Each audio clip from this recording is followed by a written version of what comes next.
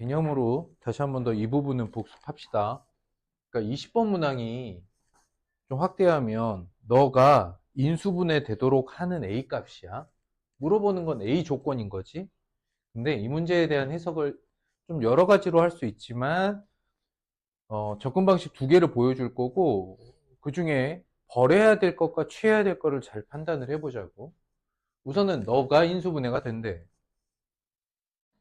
그래서 뭐 여기다 써볼까? 첫 번째 해석 방식이 뭐였냐면 우리가 원래 2차 방정식의 풀이를 할 때 생각하는 방법 중에 하나가 인수분해죠. 반대로 2차 방정식을 풀기 위해서 인수분해를 썼는데 반대로 인수분해가 될 조건을 2차 방정식으로 해석해 보기야. 자, 보자. 그래서 개념으로 한번 설명을 해볼게요. 간단하게 개념으로 설명할 테니까 잘 봐봐. ax제곱 플러스 bx 플러스 c라는 2차식이 있어. 2차식이라고 했기 때문에 조건은 a는 0이 아니야. 이렇게 시작은 해야 되고요. 됐고, 너가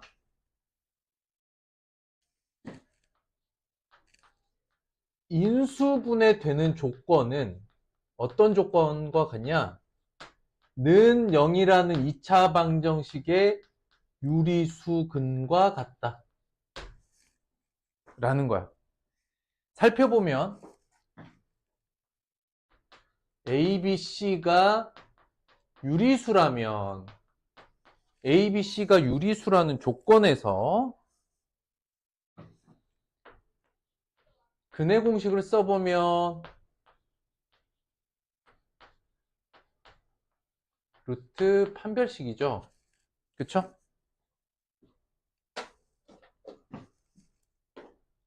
너가 이 값이 유리수가 될 조건은 인수분해가 될 조건과 동일하다.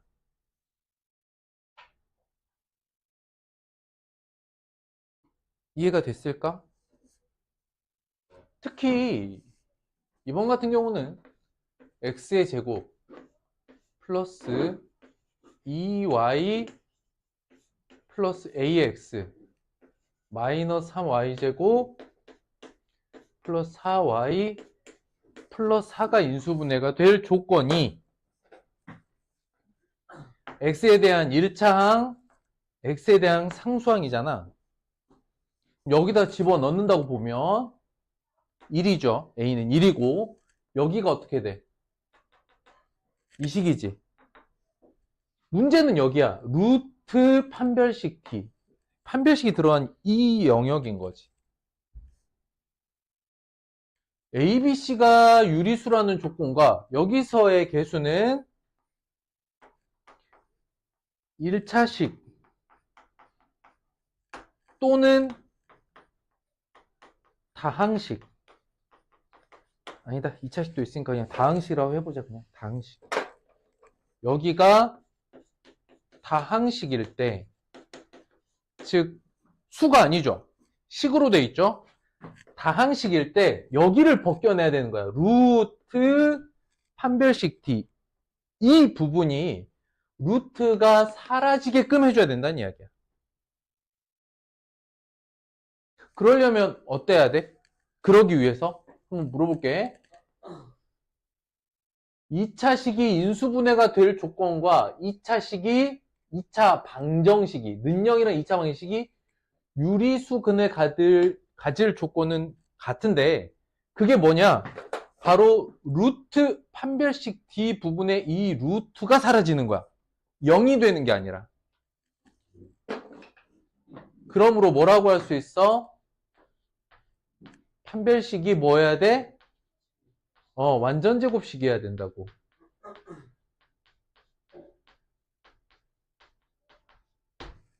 또는 유리수가 되려면 제곱수가 돼야 된다는 이야기지. 그래서 판별식의 판별식 0인 거야.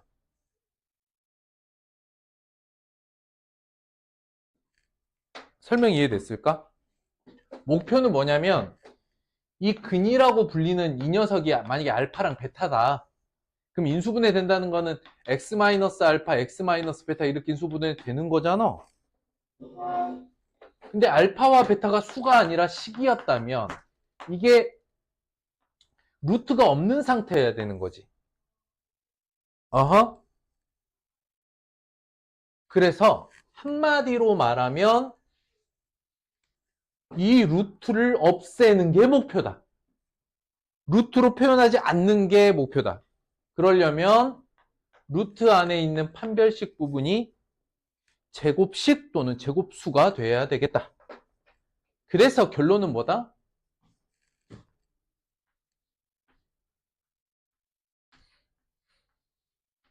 D 오브 D인데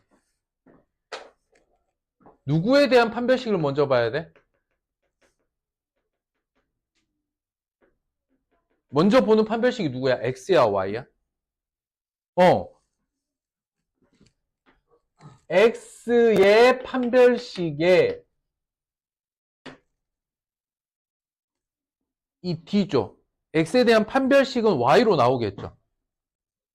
X의 판별식인 Y에 대한 식이 마찬가지로 그 Y에 대한 식이 판별식이 되었을 때 0이 돼야 되는 거지. D 오브 D. 판별식의 판별식이 0이어야 돼. 다시 한번 천천히 설명해 줄게, 다시. 2차 식이 인수분해 된다는 것은 2차 방정식이 유리수근을 갖는 것과 동일하다. 목표는 뭐다? 루트가 없이 표현하는 거다. 그래서 판별식이 0이 아니라 판별식이 제곱식 또는 제곱수가 돼야 된다. 그러려면 판별식이 만약에 2차식으로 나온다면 판별식이 0인 거지. 그래서 문제로 들어가 보면 x에 대한 판별식은 d of dx는 x에 대한 판별식은 2y 플러스 a 제곱 마이너스 4에 3y 제곱 플러스 4y 플러스 4다 라고 쓰고 이걸 뭐라고 읽어? 얘는 뭐가 돼야 돼? 0이 돼야 돼? 얘는 뭐가 돼야 돼? 그렇지, 얘가 완전 제곱식이 돼야지. 왜냐, 내 목표는 원래 인수분해 되어지는 각각의 1차식의 상수항 또는 근이 루트를 달고 있잖아. 이 루트를 안 쓰고 표현하고 싶다는 거지. 그러면 여기가 좀 쇼코스로 가면 마이너스 12y의 4y제곱이니까 16y제곱 플러스 여기서는 4a가 나왔고 여기서는 마이너스 16이고 y 상수가 a제곱 마이너스 16이야. 오케이? 근데 얘가 완전 제곱식이니까 다시 판별식은 이제 요거 제곱이죠. 짝근의 공식으로 해도 되고요. 요거 4분의 D로 봐도 되고요. 그러면 2a 마이너스 8의 제곱 마이너스 16 a제곱 마이너스 16 요렇게 이 값이 0이 돼야 되는 거죠. 이건 방정식이란 말이야. 이해됐을까? 근데 이건 첫 번째 판별식은 x 거, 두 번째 판별식은 이 y식에 대한 거, 이건 거지. 이해됐을까? 자, 그러면 제일 많이 틀리는 방식의 해설을 해줄 테니까 한 번 더 봅시다. 인수분해가 되는 거래. 그럼 여기서 시작을 해보죠. 여기서 시작 안 해도 돼. 뭐 이렇게 해도 돼. 자, 봐봐. 틀릴 수 있는 조건이 이렇게 시작하는 경우야. 여기까지가 2창, 여기 1창 얘를 상수항으로 봐. 맨 윗자리에서 인수분해를 해버립니다. 이거 인수분해 단원에 있었으니까. 어떻게? x 마이너스 y, x 플러스 3y, 플러스 ax 플러스 4y, 플러스 4 이렇게 보는 거지. 그리고 여기서부터 2창, 1창 상수항으로 보는 거야. 그래서 어떻게? x 마이너스 y랑 x 플러스 3y로 쪼개고 얘 둘로 쪼개서 4y를 맞춰보자 라고 하면 여기다가 2 여기다가 2를 하고 플러스 하면 인수분해가 됐죠. 이러면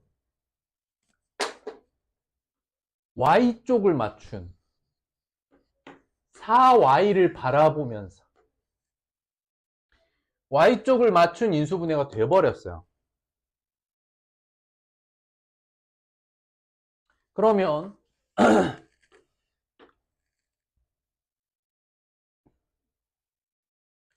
x는 어떻게 나오느냐? 크로스라니까 여기가 2x고 여기가 2x여서 여기가 4x가 나오네.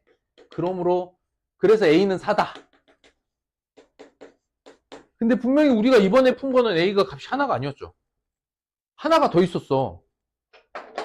그러니까 a 값이 두 개가 나와야 되는데 이렇게 해서 적당히 끼워 맞춰서 a가 하나만 나오게 풀어버리는 게 잘못 푸는 거지. 이걸 안 틀리게 푸는 방법은 다음과 같이 하는 거야. 잘 봐봐. 이게 제일 나쁜 풀이야. 당연히 답도 틀리죠. 그나마 이걸 연립방정식처럼 접근하면 잘 보세요. 어떻게 하는 거냐? 플러스 P하고 플러스 Q로 봐. 그럼 어떻게 되느냐? PQ는 얼마? 4가 돼야 돼. 그쵸?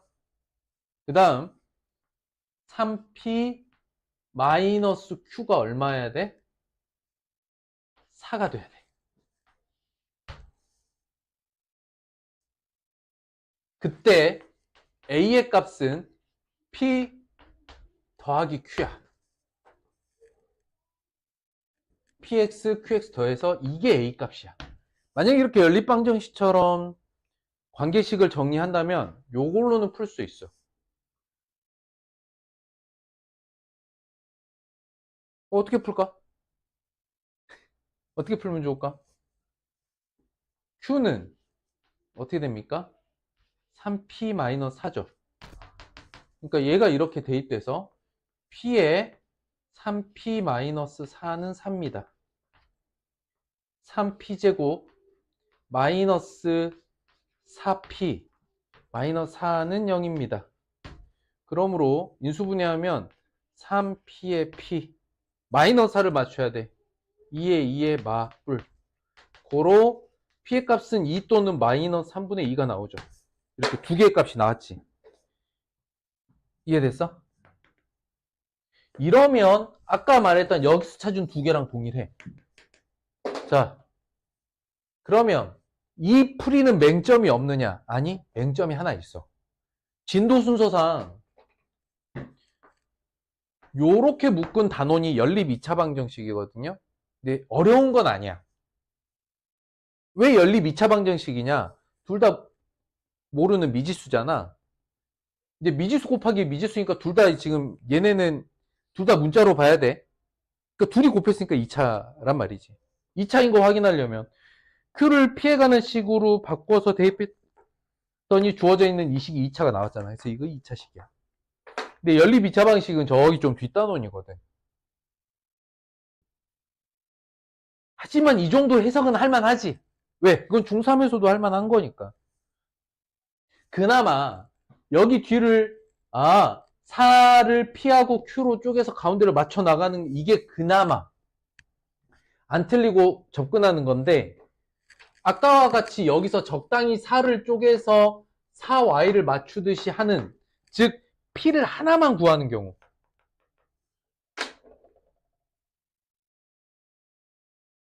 이게 가장 안 좋은 거 뭐냐면 나 알아. 나 이 문제가 의미하는 게 무엇인지를 알아. 라고 착각하게 만드는 요소인 거야, 이게. 처음에 적당히 맞추는 거. 아하. 조심하자. 그러니 이 문제는 상이라고 돼 있지만 굉장히 해석 개념에서 중요한 문제입니다. 다시 이해됐을까요? 두 번째 요 풀이도 이해돼요, 그러면?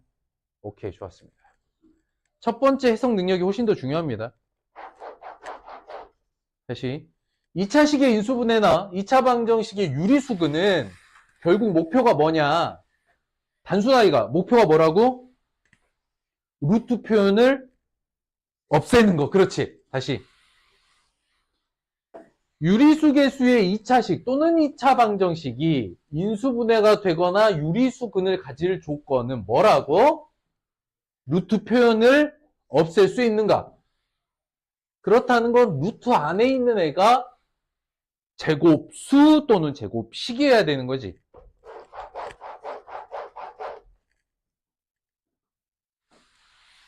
판별식 0이 아니라 0도 제곱수긴 한데요. 목표는 0을 만드는 게 아니라 제곱수나 제곱식을 만드는 거야. 그랬을 때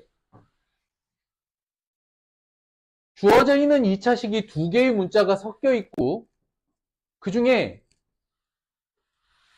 한 문자에 대한 내림차순을 정리한다면 나머지 문자를 미정계수로 볼 수 있는데 여기까지 이해됐어?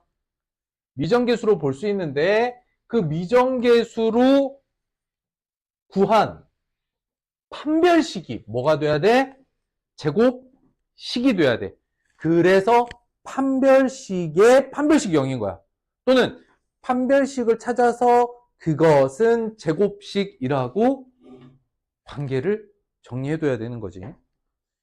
그래서 요거 관련된 문제가 1차 학습에 20번에 똑같이 나오는데 조건이 약간 다르죠. 얘도 1차식으로 인수분해가 된대요. 아까와 같은 조건으로 풀면. 그러니까 이 문제를 잘못 해석하면 이런 해석이 가능하다고요. 얘가 인수분해가 된대. 그러니까 해석을 이렇게 해버린다면 맨 윗단에서 저 2차식 계열을 이렇게 인수분해를 해놓고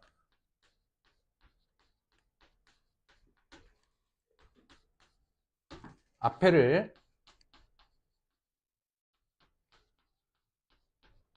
요 둘로 쪼개고 곱하고 얘를 더해서 4x 플러스 4y가 되도록 이 상수를 맞추는 거야. 오케이? 그럼 여기다가 pq라고 놓고 이제 어떻게 하면 돼? x계수가 4야 되니까 p 더하기 q는 얼마입니까? 4. 그 다음 p 더하기 3q는 얼마입니까? 얘도 4입니다. 근데 p 곱하기 q가 k예요. 어허. 이거는 100%야. q가 0이죠. q가 0이니까 p 곱하기 q k 값은 얼마야? 0이다. 이게 가장 1차원적으로 풀 수 있는 거. 어허. 판별식 해석 보여드릴게요. 자, 봐봐.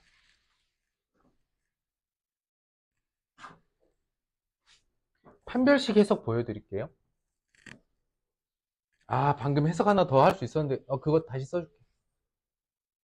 판별식 해석을 보면, x제곱 플러스 4y 플러스 4x 플러스 3y제곱 플러스 4y 플러스 k인데, 얘가 인수분해가 된대.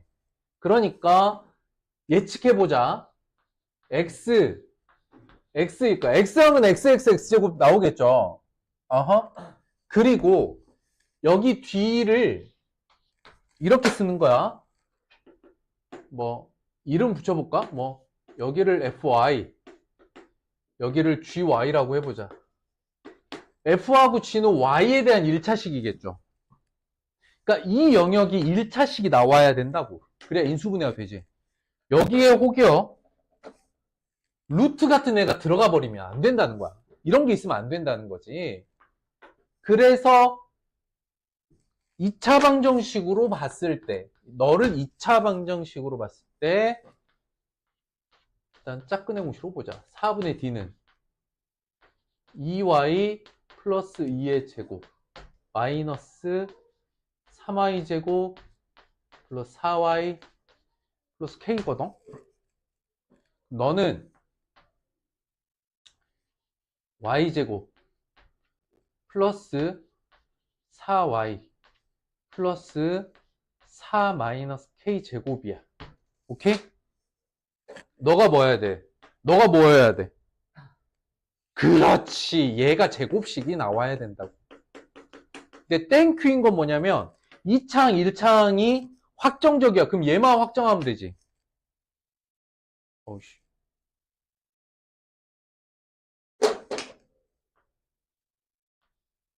아, 그냥 K구나. 왜 제곱 썼을까? 요렇게. 그래서 얘는 얼마? 4면 돼. 여기서 뭐 굳이 판별식 안 써도 되죠. 우리 완전 제곱식 아니니까. 여기까지 이해됐어? 그래서 1번 해석이든 2번 해석이든 둘 다 이해하고 있어야 됩니다. 둘 중에 하나가 아니고요. 각각이 무엇을 의미하는지 해석해내야 되고, 자, 지금부터 설명할 세 번째 풀이 방법은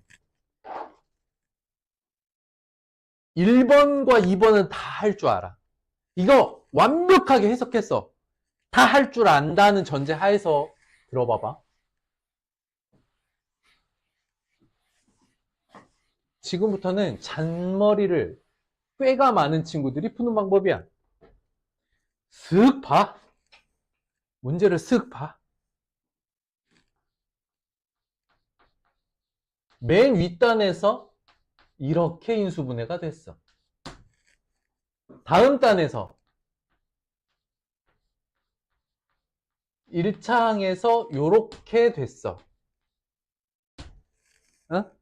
잘 봐.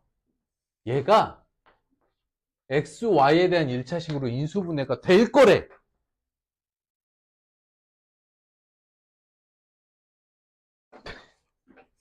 선생님, 여기 동량 있는데요? 그럼 x 플러스 y로 인수분해가 되고 얘는 0이어야만 얘네 둘이서 이렇게 인수분해하고 끝납니다.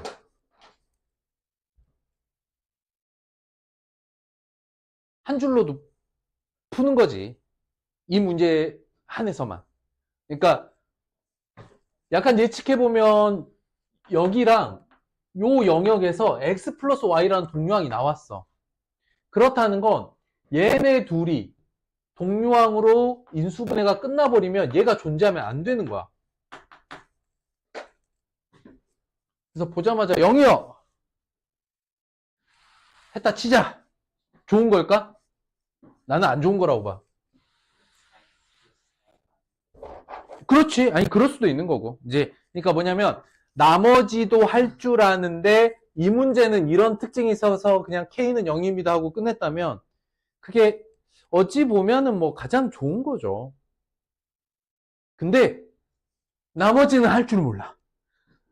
나머지 해석은 할 줄 모르는데, 이런 거 딱 봤을 때, 어쩌다가 얻어 걸려 맞춰버리잖아? 그러면 수학 공부에 엄청난 악영향을 끼칩니다. 제일 나쁜 게 뭐냐면 안다고 착각하는 거야. 나 이거 무슨 말인지 알아라고 착각해버리는 거지. 왜? 답 맞춰서 풀어버렸으니까. 풀고 답 맞춰버렸는데 그게 아니라 1번과 2번 해석을 정말 정확하게 해내고 할 줄 아는데 그냥 봤더니 얘는 또 한편으로 이 문제 한해서만 이런 특징이 보이더라. 그래서 선생님이 보여준 세 번째 풀이는 좋은 풀이는 아닙니다. 왜? 모든 문제에서 통하는 게 아니잖아. 딱 이 문제 하나에서만 통할 수 있는 이 문제만의 특징이니까. 이런 짓은 해서는 절대 안 되겠다. 라고 하면서 2차 방정식의 근각에서의 관계인데 이걸 내가 3-1에서 엄청 했거든. 스킵. 안 해도 되겠죠? 겁나 오랫동안 했습니다. 우리가 그동안. 혈렉은 별표. 근데 다 설명했던 거예요. 이게 상등 조건이죠. 유리수 계수에서 무리수군 나왔다는 건 그니까 또 설명을 좀 해보자면,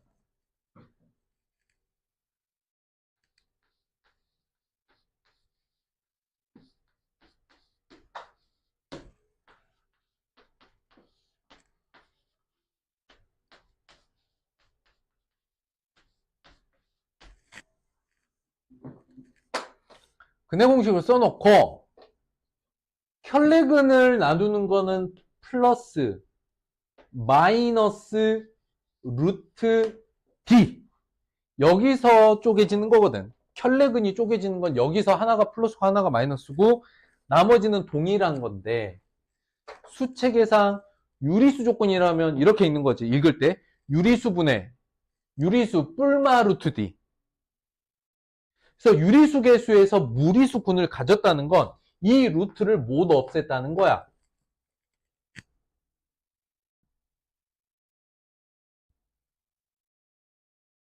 그래서 이걸 어떻게 읽어야 되냐면,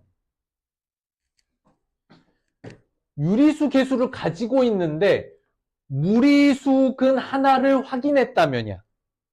확인했다면, 이걸 확인했다면 켤레근도 바로 찾을 수 있다. 마찬가지로 실수 계수에서 허근을 보았다면 나머지 근은 켤레근으로 갖는다. 이걸 이대로 읽는 되지. 실수분의 실수 뿔마 루트 D. 여기가 마이너스가 돼버렸다는 거지. 판별식 쪽이. 그래서 계수와 근조건이 유리수 근인데 무리수 근을 봤다. 유리수 계수 무리수 근을 봤다면 켤레근. 실수 계수에서 허근 봤다. 켤레근. 그 얘기인 거야. 저 말보다 이걸 구조적으로 이해하는 게 더 중요해. 됐죠? 선생님이 그래서 습관 가지라고 했던 게 뭐야? 용어 선택이야. 문제가 주어주는 조건에서 고등과정부터는 용어를 잘 봐둬라. 수의 조건, 그러니까 수체계가 확장됐죠. 그렇기 때문에 식이든 수든 주어져 있는 문제의 조건에서 용어를 잘 보셔야 됩니다. 그냥 다항식이라고 했는지 2차식 또는 2차 방정식이라고 했는지, 즉 차수 언급 조건에서 차수 언급 또는 개수나 상수의 수 조건, 수체계 조건, 실수다, 유리수다 라는 조건, 이런 부분에 선생님이 동그라미 하라고 시키죠. 평소 수학 문제 풀 때도 조건에서 그런 조건을 봤을 때는 일단 동그라미를 해놓으세요. 왜냐, 굉장히 습관적으로 언급 안 했는데 유리수다라고 가정해버리고 문제를 푼다던가, 문제에서 조건을 정리하지 않았는데, 뭐 표현하지 않았는데 2차식이라고 그냥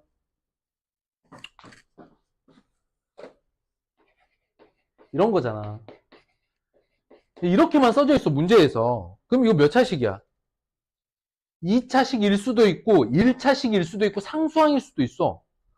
이해돼? 아하. 이 식을 보면서 2차식이다, 2차 방정식이다라는 2차라는 표현이 있어야만 내가 그 옆에 A는 0이 아닙니다 이렇게 쓰는 거고, 이런 차수 언급에 대한 조건이 없다면 A가 0일 수도 있고 B가 0, A가 B가 모두 0이고 상수일 수도 있는 거야.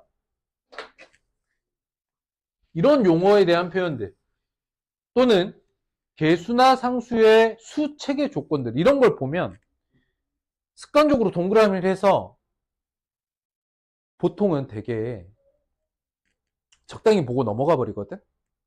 그런 실수를 하면 안 돼요.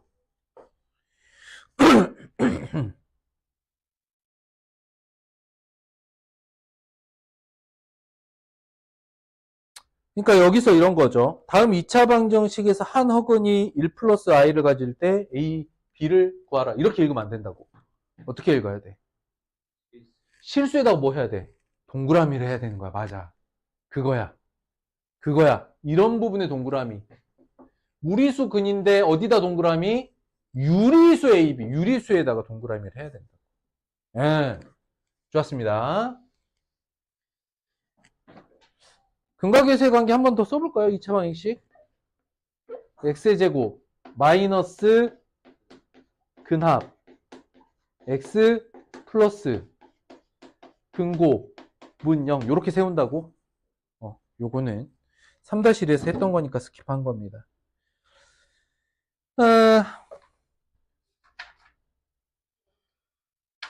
자, 1번 문제 별표. 왜 제일 쉬운 1번 문제에다 별표했을까? 그렇지. 아주 훌륭한 학생이야. 아주 훌륭한 학생이야. 우리가 근각의세 관계를 이 구조로 외울 때, 이 구조로 파악했을 때 반드시 최고창의 개수를 1로 맞춰서 읽었습니다. 얘는 등식이기 때문에 좌우변을 2로 나눠도 상관없어요. 그렇죠? 얘는 등식이기 때문에 그럼 식을 x의 제곱 마이너스 2분의 5x 플러스 3은 0 이렇게 고쳐야 되는 거야.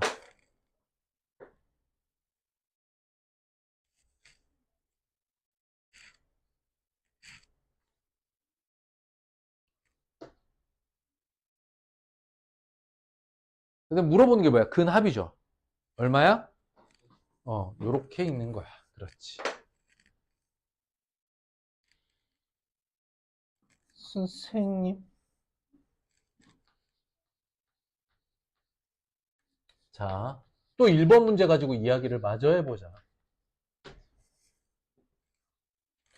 이런 생각을 하는 거야. 물어보는 게 근합이잖아요. 그러면 이렇게 생각할 수 있어. 틀린 생각은 아닌데. 근의 합을 구하래. 그러니까 뭘 먼저 구하느냐? 근을 구한다. 즉 푼다는 거야.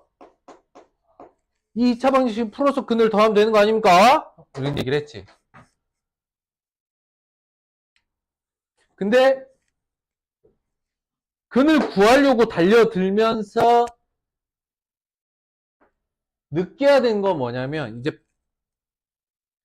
풀기 전에 이 2차식의 근이 이런 특징을 가지겠구나라는 감각 정도는 있어야 돼. 어떤 감각이냐? 여기가 5잖아. 2랑 6이면 25 마이너스 48이란 말이야. 뭐가? 판별식이. 단순 구구단 아닙니까?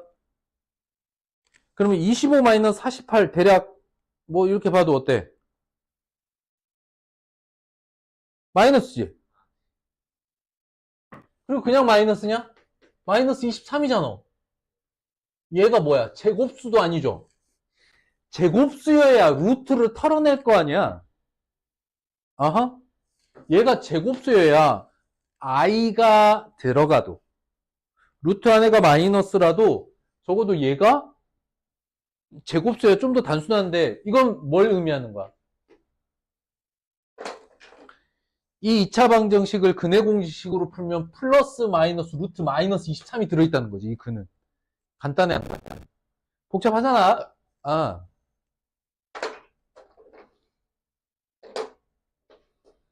더 우스운 상황을 얘기해 줄게. 자, 봐봐. 이런 감각을 이용하는 친구들이 있어. 딱 봤더니 2, 5, 6 어때? 왠지 한 자리 자연수고 해볼만 하다고 생각을 하는 거야. 뭘 해볼만 해? 인수분해가 왠지 될 것 같아. 백날 하는 거야.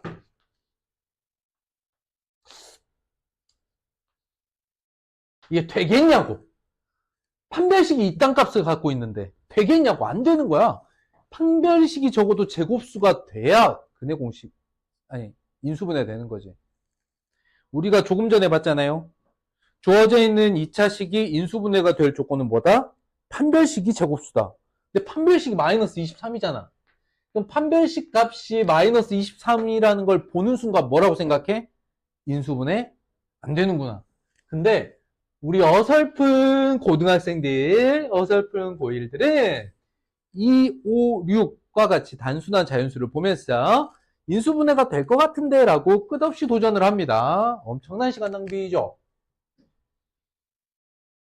근을 구해서 더해보겠다라는 어리석은 생각은 하지 않기로 약속해요. 2번으로 갑니다. 별표. 이게 이제 전형적으로 시계값 문제인 건데, 물어보는 게 뭡니까?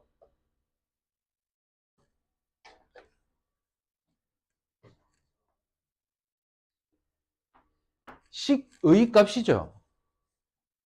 시계값 문제는 어떻게 생각하라고?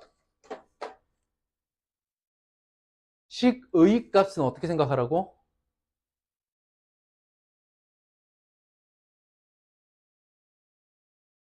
너 진짜 뒤지게 맞는다, 진짜. 어? 너 폭행할 거야? 이거는 중학교 2학년 때부터 했어. 시계값 하면 떠올라야 되는 게 뭐야? 1번 뭐야? 문자값 찾아서 대입하기야. 그 다음 뭐야?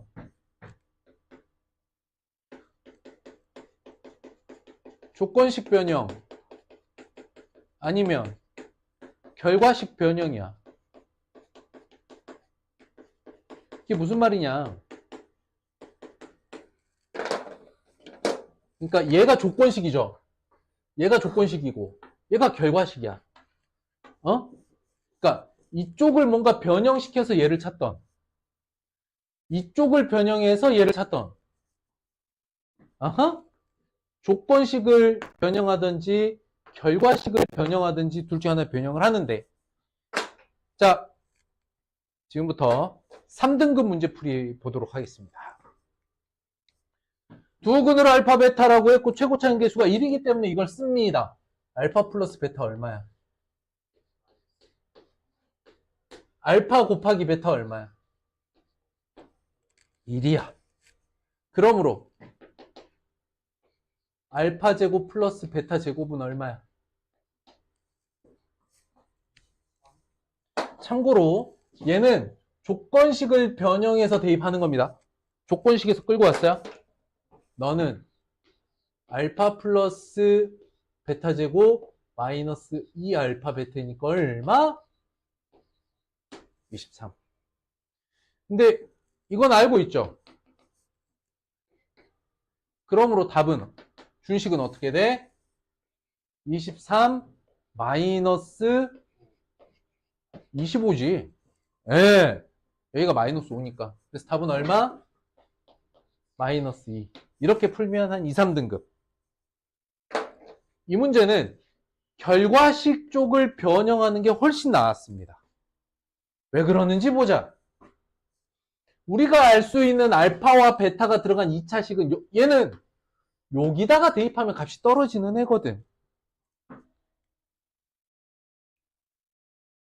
그러니까 결과식을 이렇게 변형한다면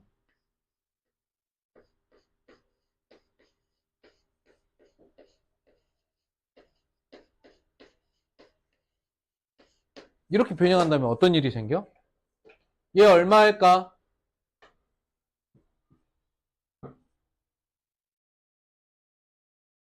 이거 안 보이면 안 보일 수 있지. 선생님이 화살표로도 표현했잖아. 슝.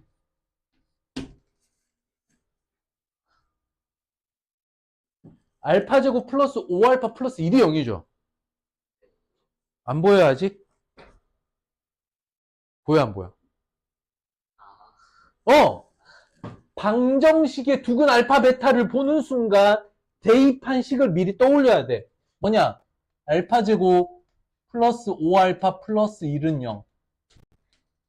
베타 제곱 플러스 5베타 플러스 1은 0을 써먹을 수 있는 식으로 머리에서 떠올려 놔야 된다는 거야.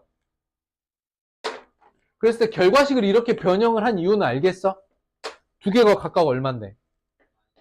답은 마이너스인 거야. 그러면 이 첫 번째 조건식 변형 해설은 풀이는 나쁜 거야? 아니야. 한 줄 정도, 두 줄 정도 더 들어간 거야. 근데 이제 욕심이라고 하는 것이 선생님의 욕심이라고 하는 것이 조건식 변형 이렇게 할 수 있지만 결과식 변형도 시계값에서 생각을 해봐야 된다. 그럼 여기서 4등급 이하들이 하는 짓은 뭘까요? 4등급 이하가 하는 짓은 뭐겠습니까?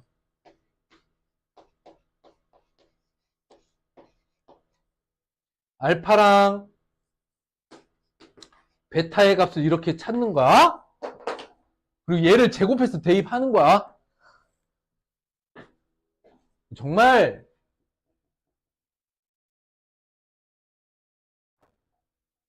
만약에 이게 이제 학교 내신이었어. 이렇게 풀었어. 답이 나와 안 나와? 그치, 답이 나오겠지. 실제로 이 값을 이거잖아. 실제로 알파와 베타 값을 직접 구해서 대입을 하면 답이 나오냐고 안 나오냐고. 나오겠죠. 답을 구해놓고 하얗게 불태우고 시험 보는데 시간은 싹 다 흘러갔겠죠. 그래서 문제 분석을 잘해야 된다. 지금 물어보는 건 시계값이야. 정해져 있어. 약간 이렇게 시계값 문제는 정해져 있어. 경우에 따라서는 대입이 더 효과적일 수도 있고 조건식 변형이 더 나을 수도 있고 결과식 변형이 더 나올 수도 있단 말이지. 와, 가르마가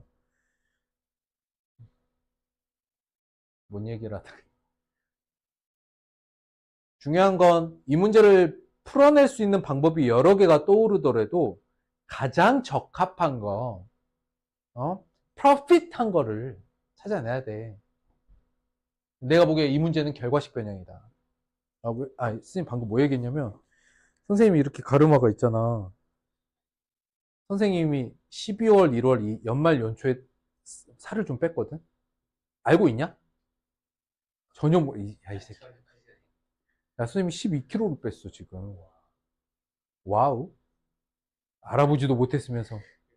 근데 몸무게가 한 10kg 이상 빠졌는데 머리가 같이 빠지더라.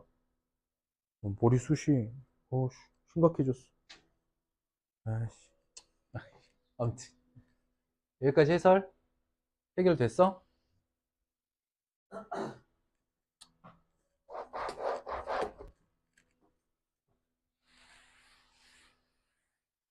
이렇게 해석형 문제는 쉬운 문제든 어려운 문제든 누가 보기엔 쉽고 누가 보기엔 어려운 거라 접근을 잘해야 된다고.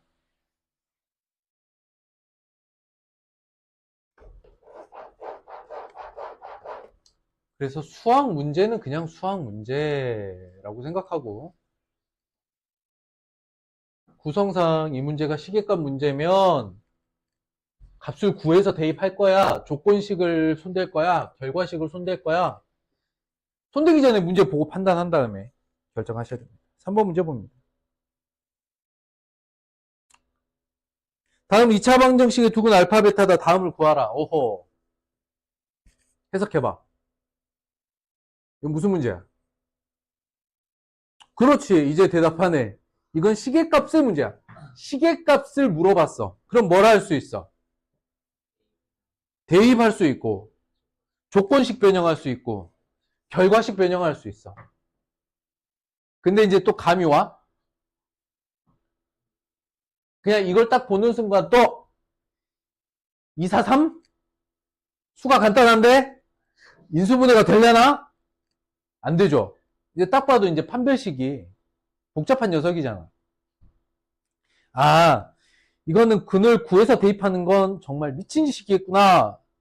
그러면 조건식을 변형하든 결과식을 변형하든 둘 중에 하나는 변형을 해야 돼. 근데 알 수 있는 거. 우선 습관처럼 쓰세요. x의 제곱 플러스 2x 플러스 2분의 3 안녕.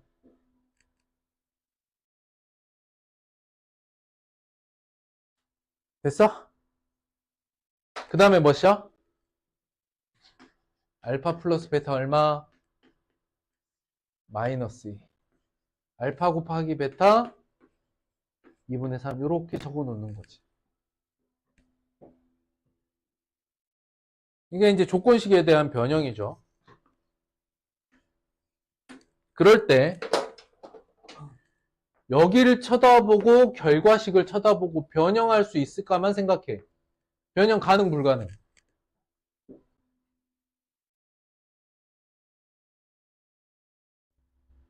아이씨, 대답 안 할래? 아? 그러니까 얘 보고 얘 쳐다보고 변형 가능하냐고 안 가능하냐고. 알파 제곱 플러스 베타 제곱으로 변형 가능하죠. 그 다음에 알파 마이너스 베타의 제곱 변형 가능하죠. 이건 혹시 모르니까 한번 써보면 이렇게 되죠. 그러니까 된다고. 근데 결과식 변형이 되겠는지 한번 봐봐. 얘 쳐다보고 얘 쳐다보고 안 되죠. 그러니까 여기다가 알파를 대입해 놓은 식이 2알파 제곱 플러스 4알파 플러스 3은 0. 이게 이제 알파나 베타를 대입해서 나올 수 있는 식의 구조인데, 이 식이 가지고 있는 일정한 패턴이나 특징을 얘가 가지고 있냐? 없다. 그러니까 저기는 안 가도 되고 여기서 변형 들어가야겠다. 오케이? 시마이. 이제 감각이 왔어? 이 단원의 감이 왔어? 얘는 어떨까? 그럼 얘는 어떨까? 이제 감을 먼저 잡아야 돼. 2차 방정식을 딱 보는 순간 뭐라고 생각해야 돼? 2차 방정식 딱 뭐를 생각해야 돼? 판별식을 살펴봐야 돼. 왜냐? 판별식을 보면 얘가 인수분해가 돼서 간단한 값이 될지 복잡한 어떤 수가 될지 또는 허근이 될지가 판단이 빠릅니다. 판별식을 보면 4분의 D로 봤을 때 1-3 마이너스 2죠. 얘는 복잡한 애야. 이를 판단하는 거야. 판별식을 먼저 딱 까놓고 보면 얘는 복잡한 애를 먼저 판단하고 그러면 얘는 조건 변형이 필요하겠다. 어느 쪽일까? 봐봐. 조건식 보면 알파 플러스 베타는 2, 알파 곱하기 베타는 3. 근각계수의 관계. 이게 조건에서 바로 뜯어오는 거죠. 근데 여기서 출발해서 얘를 바라봤는데 알파 베타가 묶여있지 않고 따로 놀고 있네. 놀고 있네 그냥. 어떻게 하면 좋을까? 물론 이런 것도 생각할 수 있어. 이제 결과식을 뜯어볼 건데 결과식에서 써먹을 식을 중간에 생각을 해보면 알파 제곱 마이너스 2알파 플러스 3은 0. 이건 써먹을 수 있죠.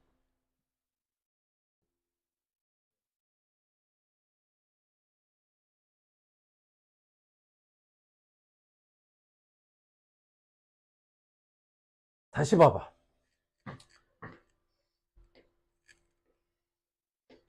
자, 조건식에서 온 거랑 이제 결과식으로 넘어갈 때 이걸 대입한 식 있죠? 여기서 온 거랑 패턴이 어디랑 좀 잘 어울리게 생겼는지 보라고. 이건 판단인 거야. 1번이야, 2번이야? 1번이야, 2번이야? 그렇지. 왜? 여기선 알파 제곱 플러스 알파 플러스 3을 물어봤죠. 하지만 여기서 끌어오면 뭐가 됩니까, 얘가? 3알파가 되죠.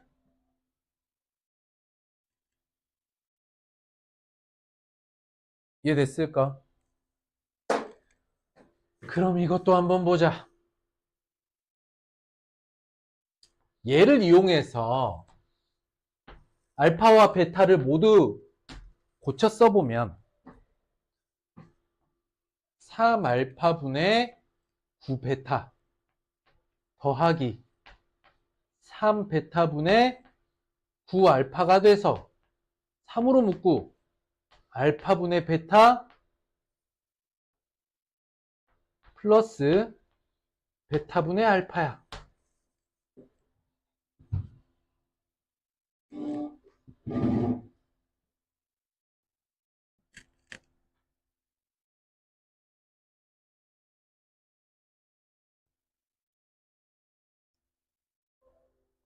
이제 뭐 하고 싶어? 그럼 이제 뭐 하고 싶어?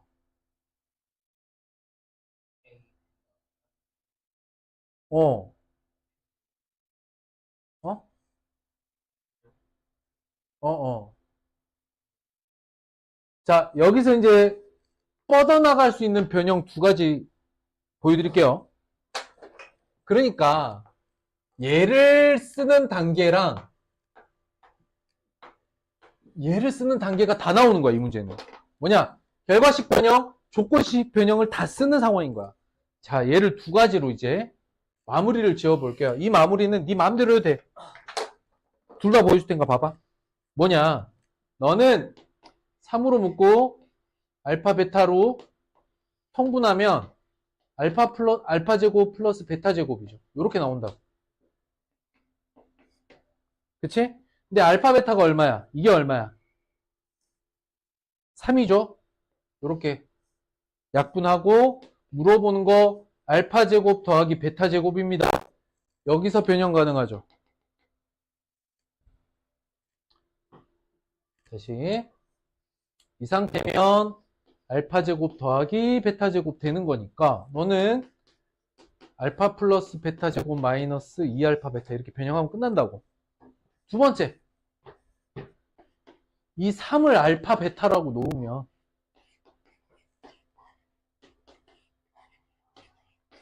그냥 이렇게 해서 마찬가지로 알파 제곱 플러스 베타 제곱이라는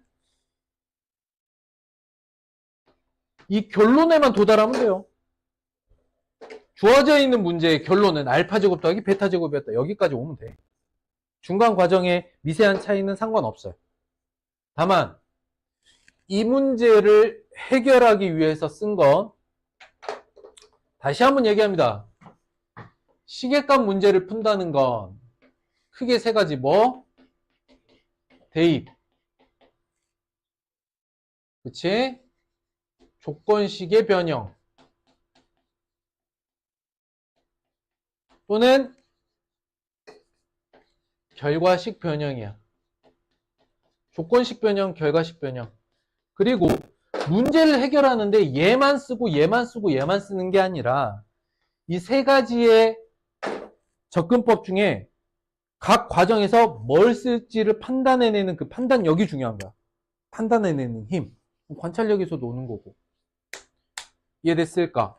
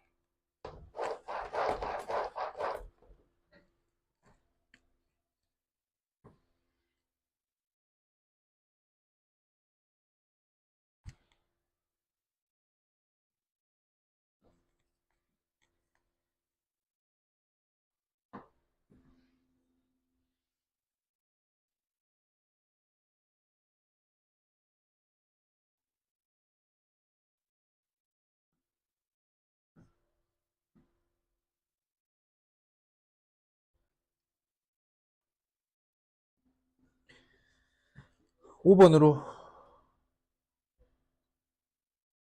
이거 다 해버릴까?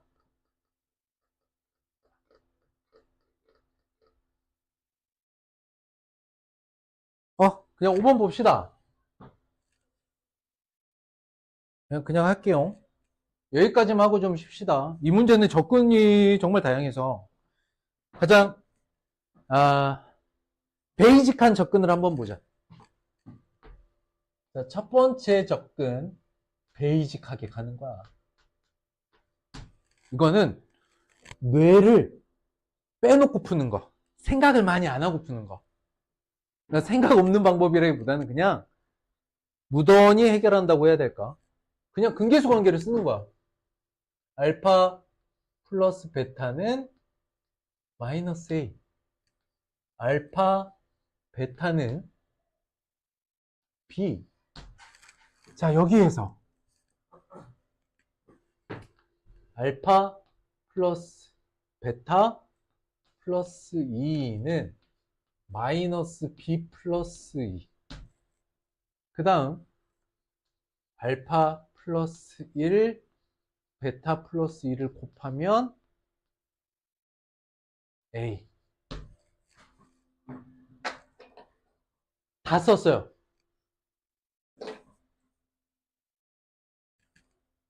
이해됐을까? 여기서 뚫어져라 볼만한 게 있는지 째려봐. 특징이 보이느냐? 오, 알파 플러스 베타는 마이너스 A이며 마이너스 B이다. 그러니까 뭐야? A랑 B는 같다는 거지. 그때 물어보는 건 A, B의 값이야. 그러니까 이게 시계값이잖아요. 시계값인데 A, B는 개수 부분이란 말이야. 알파, 베타가 중요한 건 아니고 A, B의 곱이 중요한 거니까 이번에 A, B의 값을 다룰 거니까 당연히 대입을 할 건덕지가 없어요. 이건 뭐 대입할 필요가 없어. 왜? 여기 쓰인 문자만 몇 개냐? 이 문제 봐봐. 5개. X, A, B, 알파, 베타 이 중에 그냥 수가 없잖아요. 아, 뭐 대입하고 자시고 할 게 없다고. 변형밖에 없어. 그래서 이제 조건식 변형이야. 결과식 변형할 것도 없거든. 자, 그렇다면 한번 봅시다. 이게 뭐냐? 알파 더하기 베타는 마이너스 A이며 마이너스 B이며 너는 마이너스 알파 베타다. 이렇게 다 바꿔 쓸 수 있는 거야. 근데 세 번째 왔더니 알파 베타 플러스 알파 플러스 베타 플러스 2는 A죠. 얘가.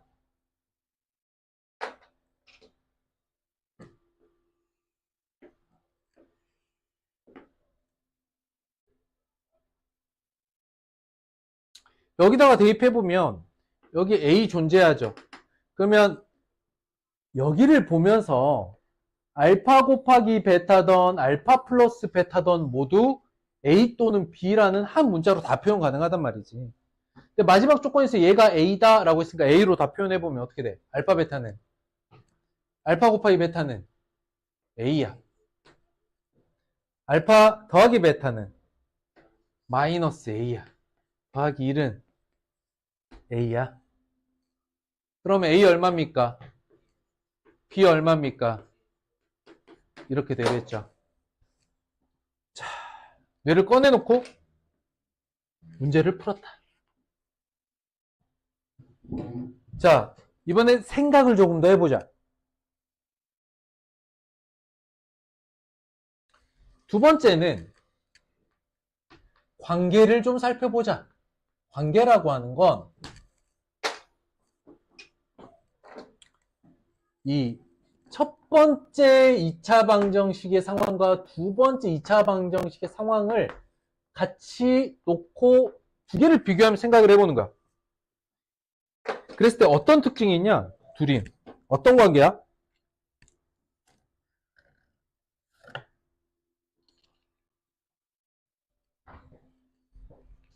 근이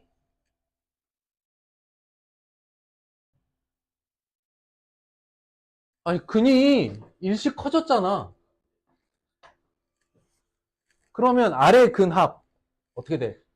마이너스 B 플러스 2라는 근합은 위에 근합 마이너스 A보다 2 크다. 이게 두 번째 근의 합은요. 첫 번째 근의 합보다 이만큼 큽니다. 오케이?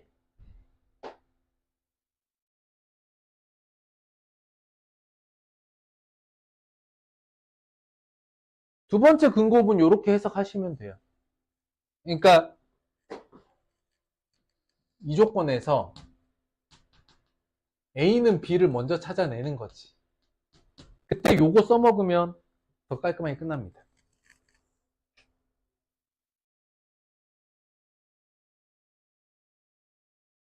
자, 세 번째입니다.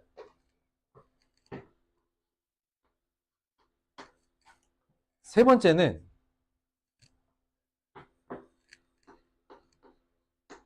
이제 근이 이제 똑같이 일식 변형이 됐는데, 이거를 어차피 오늘 진도에 들어가 있는 2차 함수로 좀 해석해 볼게요. 2차 함수적인 해석.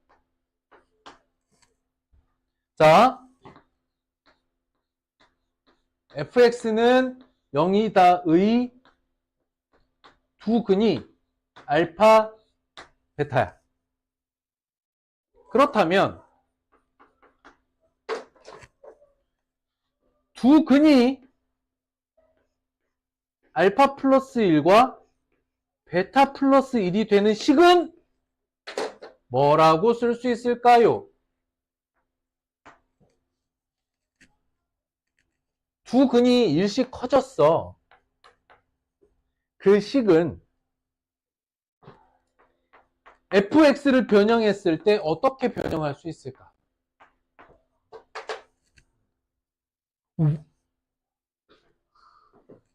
틀렸어. 그런데 접근은 거의 맞았어. 잘 봐봐.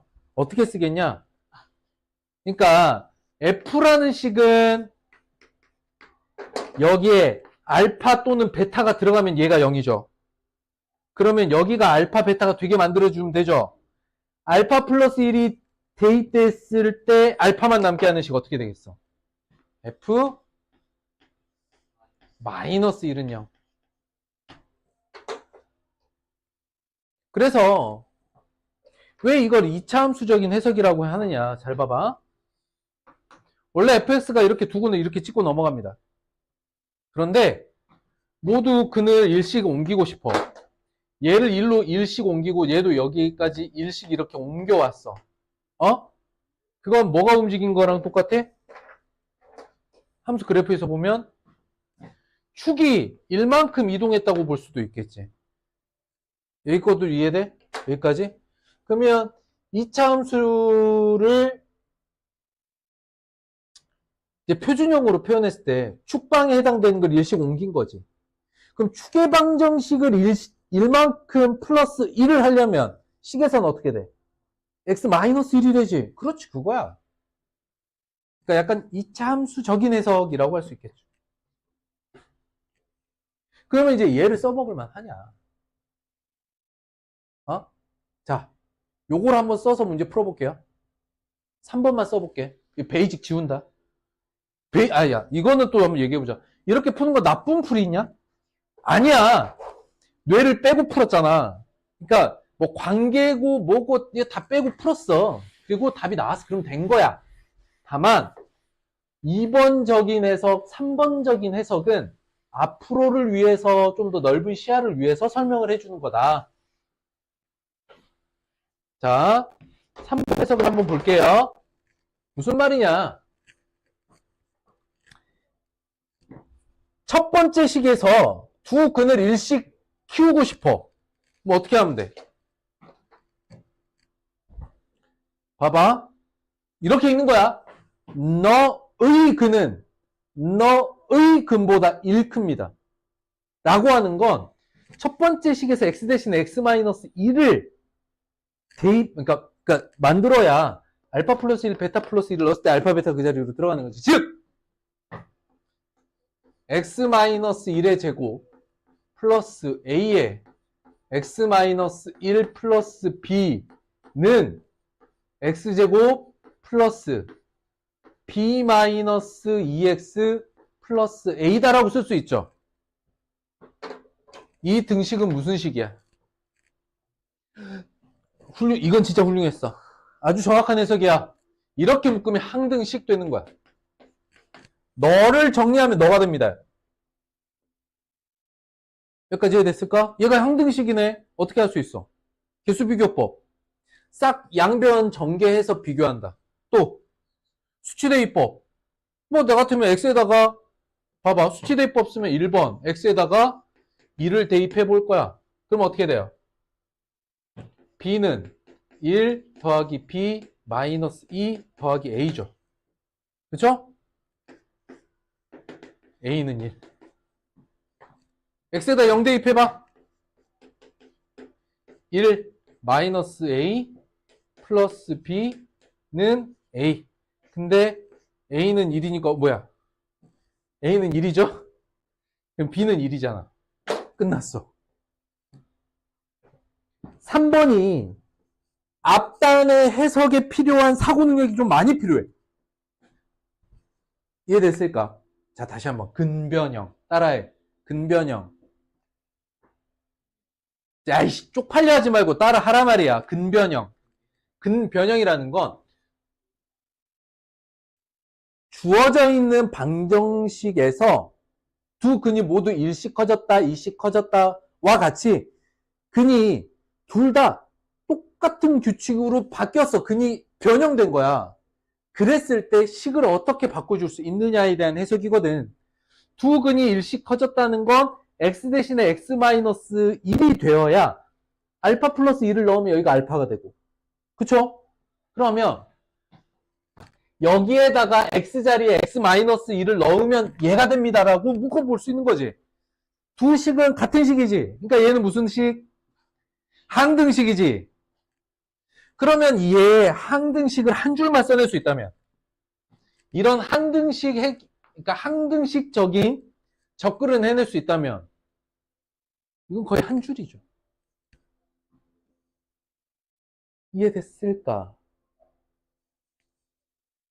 그래. 개수 비교법도 되게 쉬워요. 왜 그런지 알아? 상수항이 1-a 플러스 b고 여긴 a 혼자거든. a 소거하면 b는 1이지 뭐. 오케이? 뭐 이런 거야. b에다가 1 대입하면 마이너스 1이네. 이거 얼마야 되겠어? 1이어야 되네. 한 줄로 해결이 된다고. 앞단 해석을 조금 제대로 해내면 얘를 항등식으로 바꿔서 문제 해결이 가능하다. 근변형. 그리고 근변형과 같은 접근과 해설은 앞으로의 방정식, 그러니까 고1, 고2, 고3을 꿰뚫는 해석 능력이야. 그러니까 예를 들어서 근 하나는 1만큼 커졌고 근 하나는 2만큼 커졌어. 근데 그러면 근이 똑같은 규칙으로 변한 게 아니죠. 그럼 근변형을 못 써요.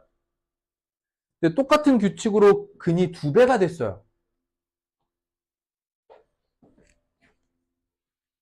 선생님 왜 갑자기 멈추고 칠판에 지울까?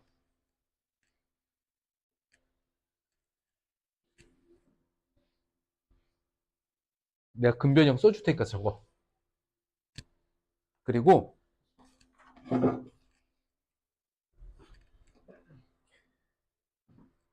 이건 아주 나중에 쓸 일인데 고등학교 1학년 2학기 함수 단원의 역함수라는 단원에 들어가면 이 능력을 굉장히 많이 써먹게 됩니다. 근데 일단 1차원적으로 생각을 해보죠.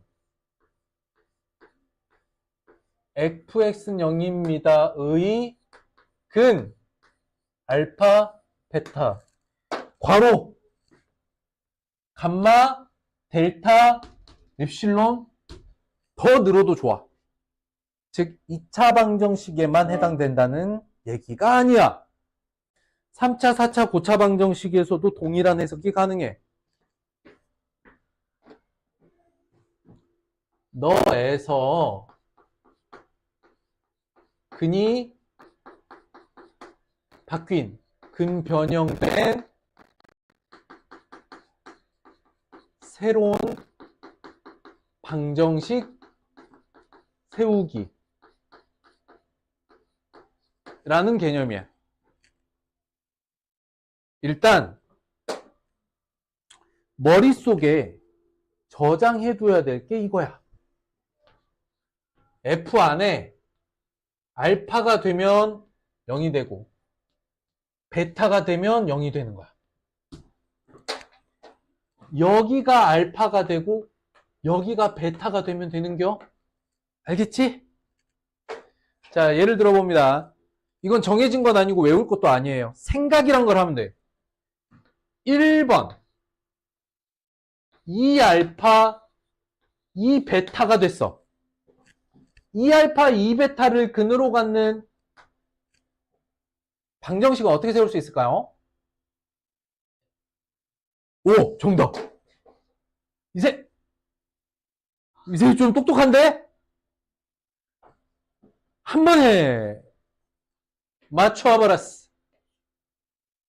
F 2분의 X는 0이 돼야 되겠죠. 왜냐하면 이 알파를 대입했을 때 얘가 알파가 돼야 되니까. 이 결과가 알파가 되게끔 해야 되는 거니까. 이해됐어? 두 번째. 그럼 더 쉽겠네요. 2분의 알파, 2분의 베타가 됐어. 2분의 알파와 2분의 베타를 근으로 갖는 방정식 어떻게 세울 수 있어? 그렇지! 원래 알파 마이너스 1, 베타 마이너스 1이라면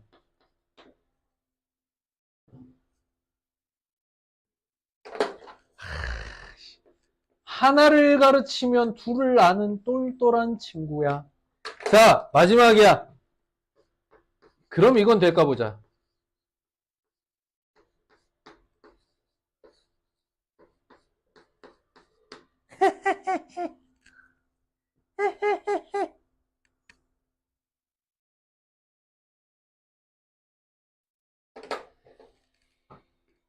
이거 초등학생들한테 시키면 오히려 되게 잘하는데.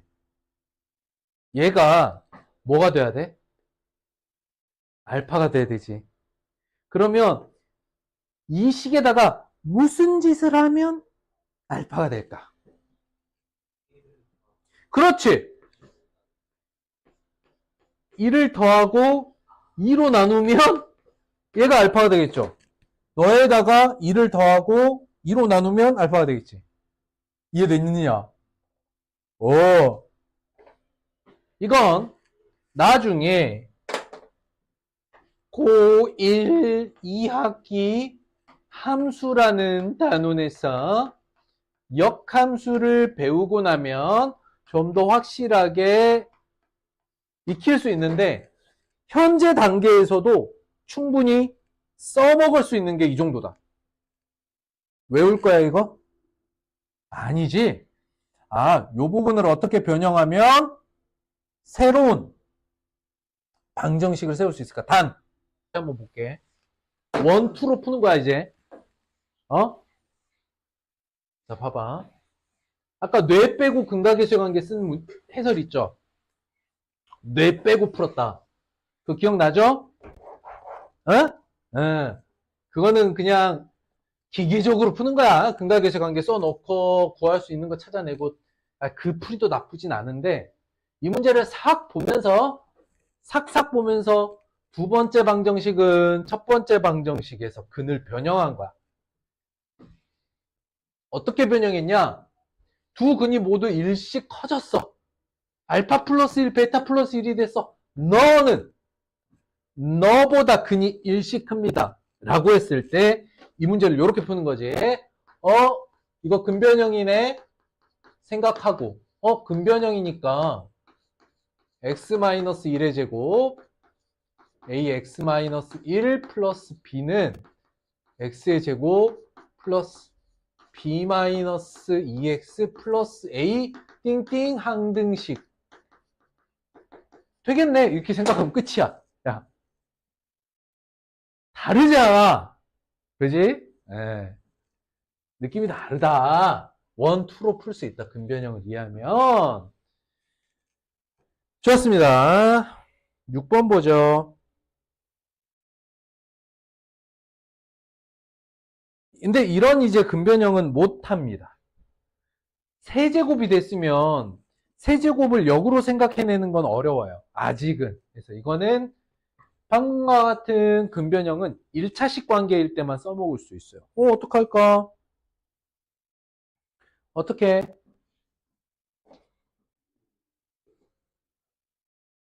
어떡할까요? 그니까 여기서 알파 플러스 베타 얼마야? 2. 알파 베타가 마이너스 1일 때 물어보는 거 뭐야? 알파 세제곱 플러스 베타 세제곱 마이너스 A고. 그 다음 뭐야? 알파 플러스 베타는 B잖아. 이거 더하라는 거지. 이거 사실 인수분해도 됩니다. 변형식도 가능하죠. 넘어갑니다. 요거는 얄짤없이 근각계수의 관계와 변형식입니다. 7번도 똑같습니다.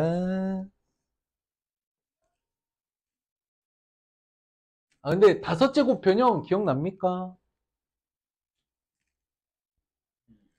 써볼까요? 다섯 제곱 변형 한번 봅시다. 알파 플러스 베타 얼마야? 1. 알파 베타가 마이너스 1. 근데 구하라는 건 알파 다섯 제곱 더하기 베타 다섯 제곱 과 알파 다섯 제곱 곱하기 베타 다섯 제곱이죠. 그런데 어차피 알파 다섯 제곱 베타 다섯 제곱은 알파 베타의 다섯 제곱이니까 이건 그냥 1이다 이렇게 정리해 놓고 가. 그러면 이제 우린 이것만 구하면 된다 이거야. 에? 우리 이거 변형식 어떻게 찾았더라? 다섯 제곱 더하기 어떻게 찾았더라? 우리가 변형으로 끌어올 수 있는 게 제곱식과 몇 제곱식? 세 제곱식을 이렇게 끌어올 수 있어. 근데 여기서 이제 빼줘야지. 뭐냐? 알파 다섯 제곱 더하기 베타 다섯 제곱을 제외한 나머지는 알파 제곱, 베타 제곱에 알파 플러스 베타. 이걸 빼줘야지. 왜 빼는지 알겠어? 해서 어차피 얘가 지금 값이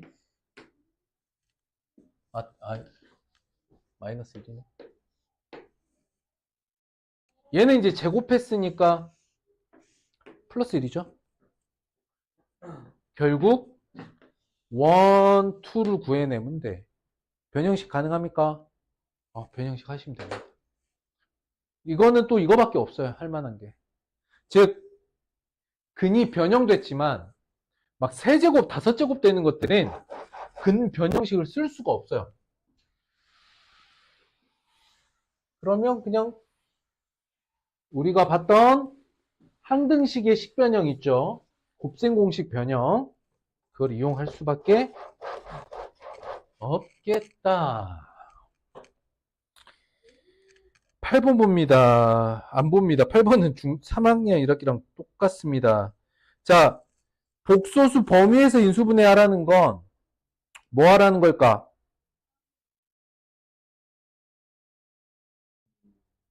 이건 근해 공식을 쓸 수밖에 없다. 단, 별표. 얘가 방정식이 아니라 인수분해잖아. 그러니까 얘를 복소수 범위 인수분해하냐? 복소수 범위 인수분해잖아. 이렇게 확대를 좀 해보면. 제일 많이 하는 실수가 내가 이 문제를 해결하기 위해서 는 0으로 근을 구할 거야 라는 생각만 해. 얘 지금 방정식이냐? 아니잖아. 그냥 2차식이잖아. 근데 인수분해를 위해서 방정식의 근을 이용할 뿐이야. 방정식으로 해석하면 안 되는 거지. 그러니까 이 문제의 시작은 어떻게 해야 돼?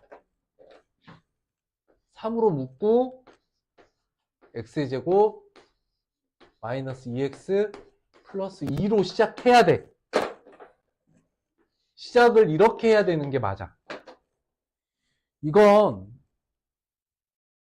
주어진 문제가 객관식이니까 정말 좀 다행이라고 해야 되나? 주관식이나 서술형이었는데 이거는 3학년 1학기도 동일합니다. 너한테는 이제 어쨌든 아직 고1이 아니니까 학교에서 이제 3학년 과정에서도 인수분해가 나오잖아. 동일한 거라고. 방정식을 이용해서 인수분해를 하더라도 방정식처럼 풀어버리면 안 돼. 여기에 능력 만들어서 좌우변을 뭐 3으로 나누고 시작한다 그러면 꽝이에요. 알겠죠? 3으로 묶어놓고 나머지를 읽으시면 되겠습니다. 근해 공식 한번 써보죠.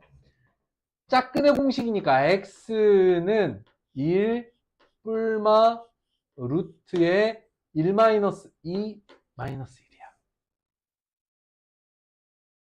고로 두 근은 1 플러스 i와 1 마이너스 i다.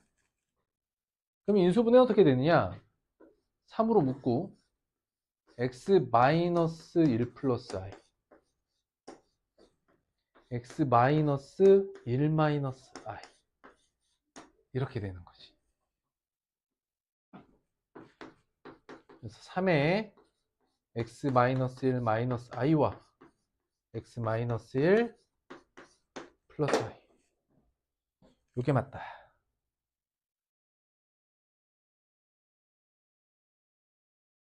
10번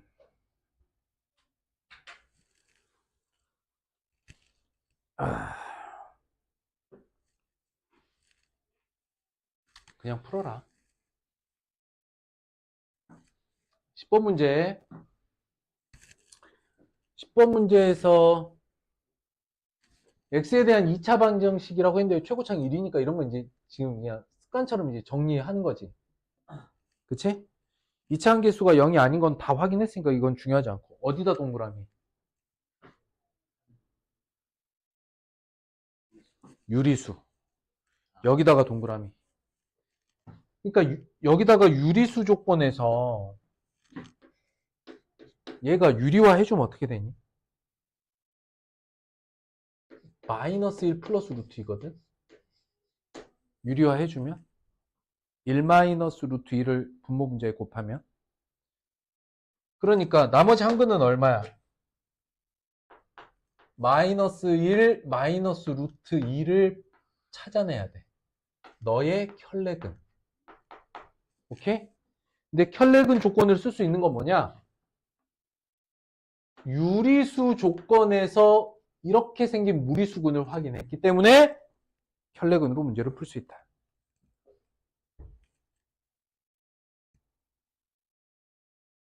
됐어? 나머지 안 한다. 시작만 하면 나머지는 그냥 기계적인 풀이니까 넘어갑니다. 11번 근차가 4야. K값의 합. 그러니까 조건이 뭐야? 조건을 이렇게 쓸 수 있어. 근차가 4지. 이렇게 쓰면 돼. 굳이 뭐 절대값으로 쓸 일 있겠어? 절대값으로 안 써도 됩니다. 더 큰 거에 작은 거 빼면 이렇게 됩니다.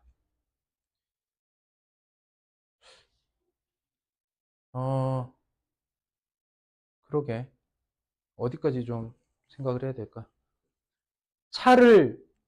그러니까 두 수의 차를 구할 수 있는 건 실수야. 차는 큰 수에서 작은 수 빼잖아. 자, 1 플러스 i랑 i 중에 누가 더 크니?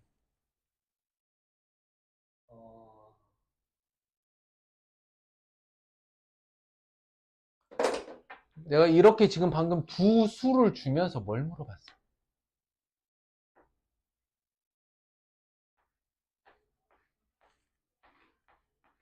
뭘 물어봤어? 내가 지금 뭘 물어봤어? 큰 수를 물어봤어. 그러니까 다른 얘기 해볼게. 1 플러스 i 마이너스 i는 구할 수 있어 없어? 구할 수 있어. 얼마야? 그럼 얘는 1 플러스 i가 i보다 1만큼 큽니다 라고 말할 수 있어?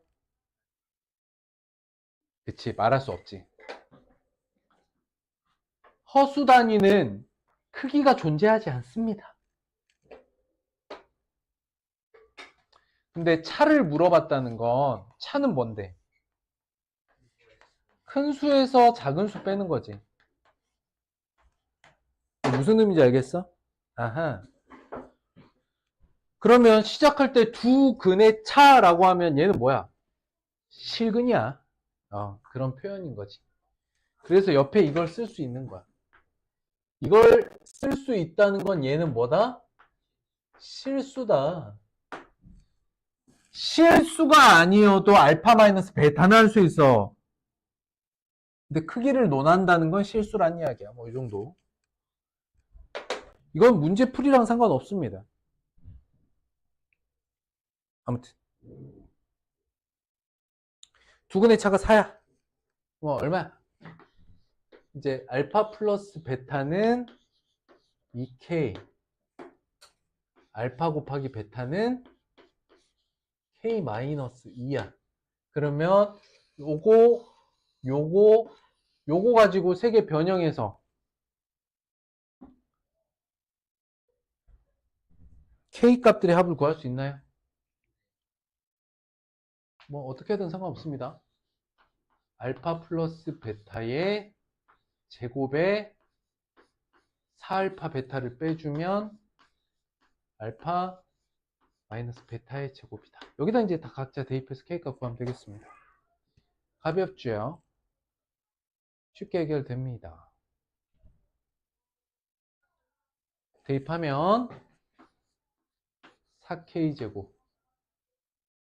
마이너스 4 K 마이너스 2는 16. 4로 다 나누면 K제곱 마이너스 K 마이너스 2네요. 아이씨.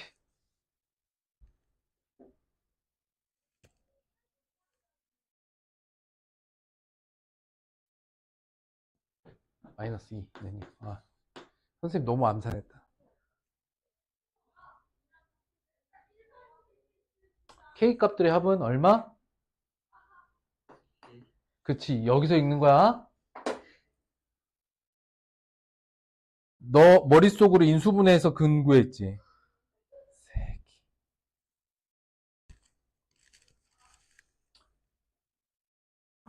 자, 조건이 비례식이야. 뭐 써? 비례식 하면 이거야. 비례상수. 됐어요, 그러면. 근데 베타를 3알파라고 놓고 풀어도 상관없습니다. 1대 3이니까. 그치? 이런 거는 슉 하고 넘어가면 돼. 슉슉슉슉.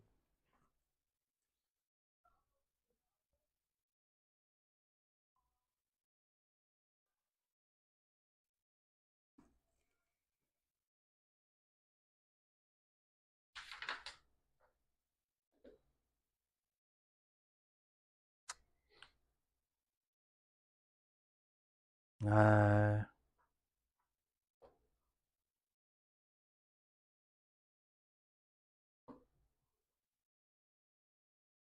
13번 봅니다.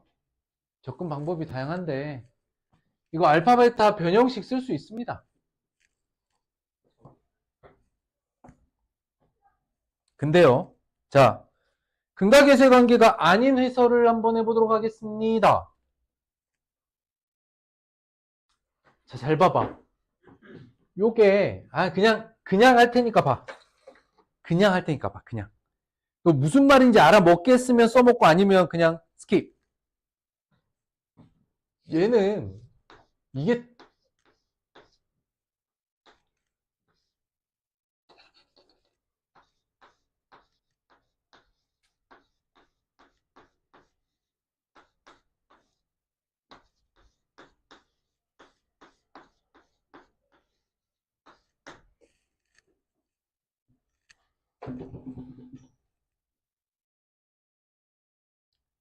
뭘 얘기하는지 알겠어?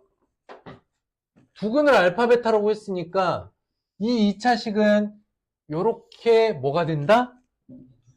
인수분해가 된다. 얘를 써놓고 뭐라고 읽는다? 여기는 항등식이다. 그럼 얘기가 좀 쉽죠. 알파 마이너스 1, 베타 마이너스 1 하고 싶어. 뭐 하면 좋겠어?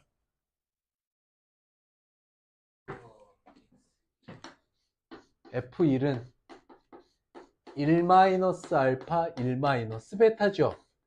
근데 이건 알파 마이너스 1 곱하기 베타 마이너스 1이랑 동일하죠.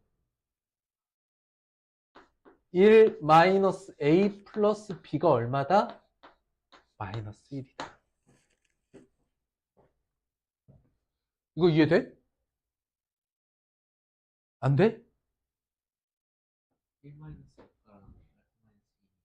아니, 알파 마이너스 1, 베타 마이너스 1과 1 마이너스 알파, 1 마이너스 베타 이거 둘이 같은 식이라고.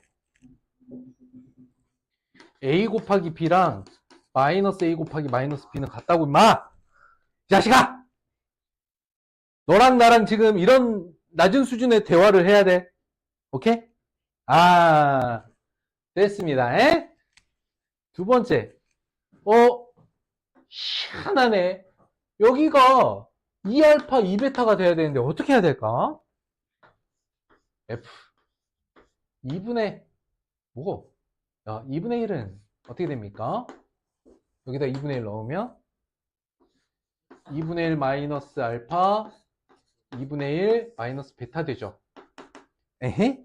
이거 4분의 1로 묶으면 2알파 마이너스 1 2베타 마이너스 1 이렇게 되는 것도 이해됩니까? 이것도 근변형과 거의 흡사한 형태입니다. 그러니까 이게 얼마야? 여기서 여기까지가 1이잖아? 4분의 1이다. 즉 여기다 대입하면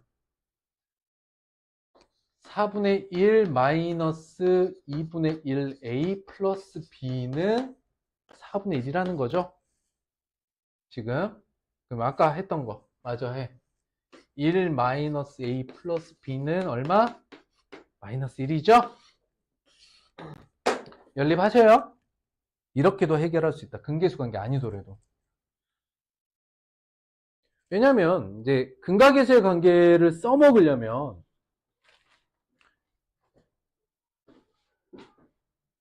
이제 이거 뭐 전개해서 A, B 넣고 뭐 하고 A, B 넣고 뭐 하고 이렇게 하면 저 비슷한 결과 나오고 뭐 큰 차이 없겠다. 이건 근변형과 좀 비슷한 방식의 접근이었습니다. 함수적인 해석이죠. 오! 14번 별표. 너가 이거 근변형을 해버렸으면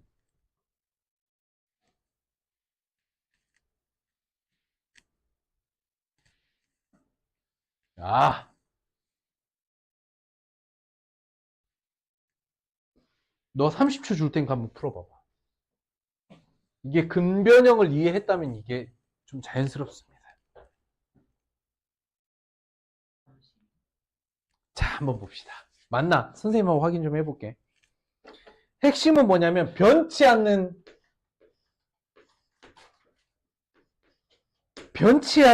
부분이 바로 이거다.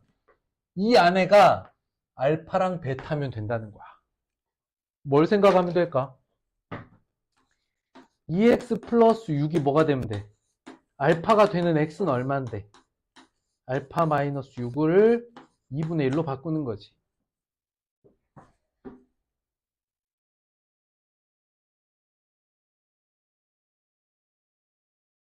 이해됐어, 안 됐어?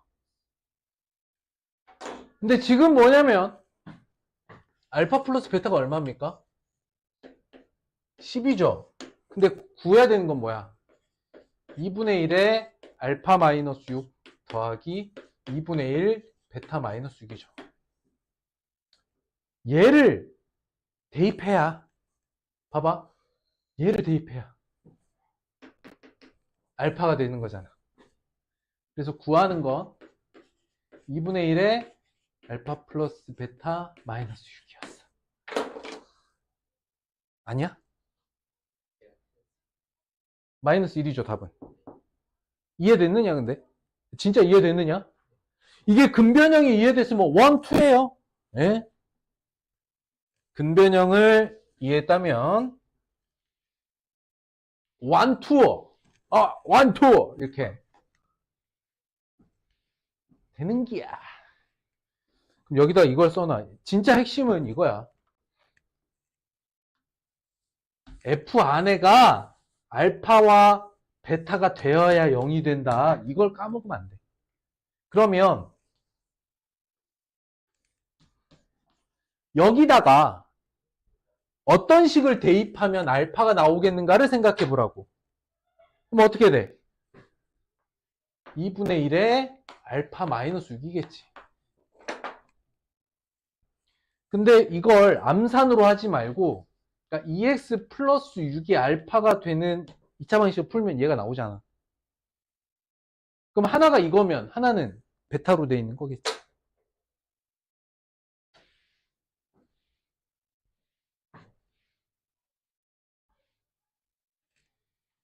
진짜 이해됐어?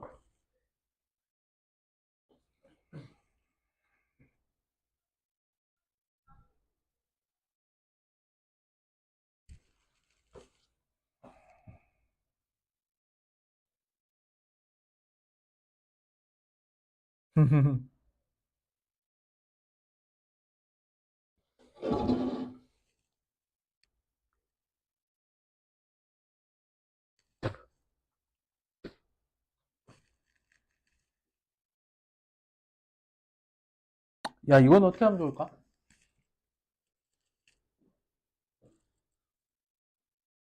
여기다가 네모. 그걸 만족하는 2차식을 구하래.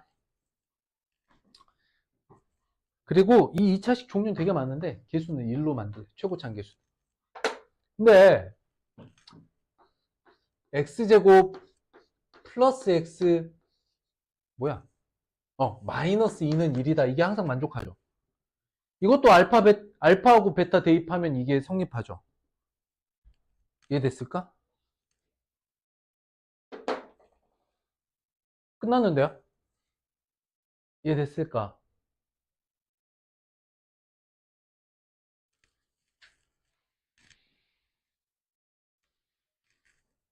그러면 얘를 어떻게 쓰면 되느냐? 굳이 잡아봐. fx-1은 0입니다. 의 근이 알파 베타 이렇게 쓰는 거야. 그러면 너는 너다 이렇게 식을 세우는 거지. 관계를 쓰라고 하면. 자, 여기까지가 2차 방정식의 기본적인 거의 복습 수준이었는데 우리가 3학년 1학기 심화에서도 볼까 말까 한 난이도여줘. 이해됐어? 3학년 1학기 2차 방정식 기준으로 해서 바라보면 방금 같이 풀었던 문제 난이도는 사실 기본 개념에서 나올 수 없는 난이도죠. 그러니까 고1 2차 방정식은 기준이 뭐야? 3학년 1학기 2차 방정식을 다 안다라는 생각에서 출발하는 거야. 이해됐어? 그래서 거꾸로 얘기하면 고등학교 1학년 1학기에 있는 2차 방정식에 문제가 없이 해석도 되고 문제 해결도 다 돼. 무슨 말인지 다 알아먹어. 어? 그런데 3학년 1학기 2차 방정식을 틀린다. 만약에 총살이야, 총살. 야, 2차 방정식으로 이런 해석도 했는데 중학교 3학년 1학기 2차 방정식 틀리면 안 되는 거야. 함수 방정식과 실근의 관계 뭐야 이거? 뭐야? 안 해.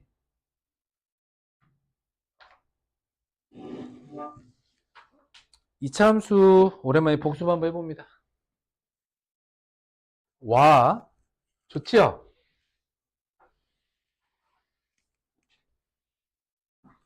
3학년 1학기 때 했던 개념 복습은 하지 말자. 인간적으로 아닌가? 아니 뭘 하지? 이차 함수? 이차 함수와 이차 방정식의 기본 실근 관계는 이런 거죠.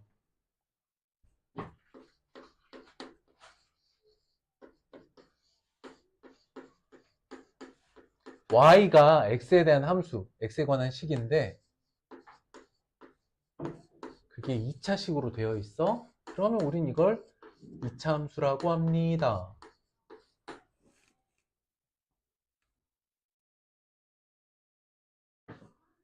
간단하게 1번 표준형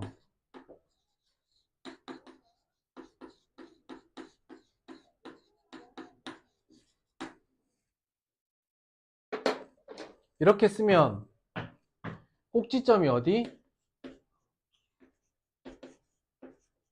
꼭지점이 P, Q이며 A에 따라서 뒤집어거나 아래로 블록이거나 위로 블록이죠. 그러니까 꼭지점 P, Q를 이렇게 찾아내고 A 값에 따라서 아래로 볼록하게 그릴지 위로 볼록하게 그릴지 이렇게 판단하는 게 표준형 완전 제곱식 구조고요. 두 번째 일반형 y는 ax의 제곱 플러스 bx 플러스 c인데 이 녀석 같은 경우는 크게 두 가지 해석을 해야 됩니다. 뭐냐면 1번 일반형에서 만약에 꼭지점에 대한 해석이 필요하다. 그럼 어떻게 하죠? 아니, 그니까 표준형으로 고칠 건데 그냥 고치냐고. 일반형이 주어졌을 때 일단 이거부터 생각한다. 뭐였죠? 꼭지점에 무슨 좌표? 누구 좌표? 이 새끼야? 꼭지점에 야 그렇지 꼭지점에 x좌표 그걸 뭐라고 불렀어? 축의 방정식 그렇지 축 마이너스 2a분의 b p죠 p 외우라 그랬지 그냥 꼭지점에 y좌표가 만약에 필요하다면 어떻게 하라 그랬어? 대입하라 그랬지? 아이고 그래도 아주 다 까먹은 건 아니었습니다. 해석을 일단 축이 필요하다면 꼭지점의 x좌표 특별히 x는 해서 마이너스 2분의 b 구하는 거 우리는 축의 방정식이라고 불렀습니다. 두 번째 x축의 교점 x축 교점은 결국 괄호하고 뭐라고 불러?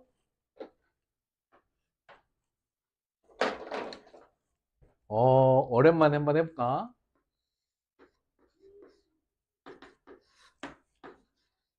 우리는 x축을 식으로 바꿨으면 어떻게 됩니까? x축, y는 0이죠? 그러면 y는 fx인데 y는 0이 되는 거라면 이건 뭐와 같다? 그러니까 이건 뭐와 같다? 이걸 만족하는 x는? 그렇지. 그래서 x축 교점 괄호 뭐라고 해? 방정식 근. 2차 방정식의 근이다.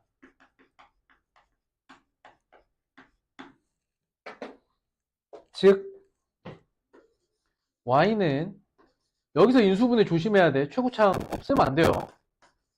그러니까 방정식을 섞어서 해석할 때 방정식의 근을 해석의 도구로 쓸 때 막 최고차항을 일로 만들어버리고 막 나눠버리고 이러면 안 돼.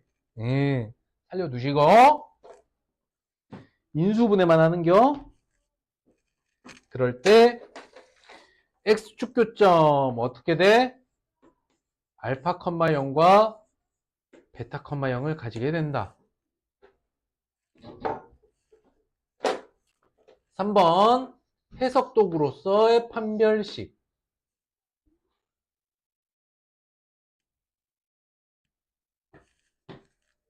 판별식이 0보다 크다면 어떻게 되죠? 두 실근.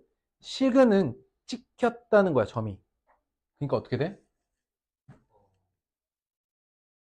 자, 야, 이거 안 짜는데. 여기서 당연히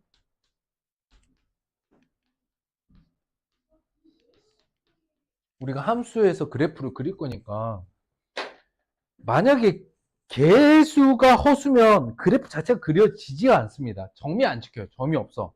점이 없다고. 당연히 실수고 판별식 역할인데 그러면 어떻게 되지? x축 교점 몇 개? 두 개. 서로 다른 두 개야. 판별식이 0이면 x축에 뭐 한다? 접한다. 접한다와 만난다는 다른다 그랬죠. 접한다는 건 이렇게 만났다 나오는 느낌? 그 선생님이 접한다라는 걸 어디서 많이 쓴다고? 배. 그게 봐봐. 여기가 항구야. 여기 바다야. 배가 접했다는 건 배가 이렇게 붙어 있다는 이야기야. 배가 땅으로 올라탔으면 안 되는 거지. 이해됐을까? 배가 땅으로 올라탄 게 아니고 딱 이렇게 만나는 거야. 그 다음 판별식이 0보다 작다는 건 뭐다? x축 교점이 없다. 이렇게 해석하면 된다. 어때? 여기까지는 그냥 3-1이지. 예. 그래서 여기까지는 별로 할 게 없어요. 내가 너랑 뭔 얘기를 하겠냐 여기서.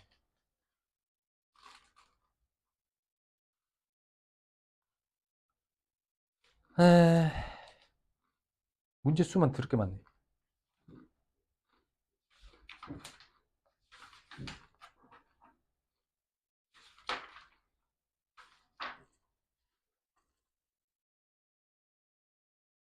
이차함수 최대 최소도 설명할게.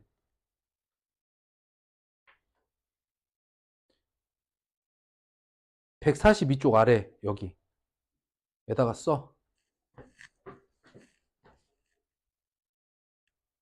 야, 너 한 번만 써. 야, 한 번 써. 인간적으로 너 여기서 조금 애매했어. 추계방정식 애매했어. 오랜만에. 그래서 그래. 한 번만 써. 요거 한 번만 쓰세요. 개념에. 모르는 건 아니니까. 그리고 시끼야, 간식을 먹어도 시끼야, 안성탕면 뽀개가지고 스프 뿌려 먹고 시끼야. 너 저녁 안 먹었냐? 야, 오기 전에 먹어야지. 배고플 것 같으면 좀 미리 먹고 오지. 근데 수업하는 선생님 입장에서 좀 이렇게 공복으로 오면 좋기는 해. 진짜 학원 도착 직전에 밥 먹잖아? 겁나 졸아요. 그리고 선생님이 원래 수업 시간에 뻘소리도 많이 하고 농담도 하고 선생님 얘기도 막 하고 하거든? 만약에 선생님이 학생 잠 깨우겠다고 뻘소리 하기 시작하잖아? 지금 뻘소리 하나도 안 하고도 진도가 안 맞는데 뻘소리까지 해버리면 우리는 그냥 날아가는 거야. 자, 보자. 그 밑에 이렇게 씁니다. 그냥 이렇게 써요. 1. 그래프 그려라.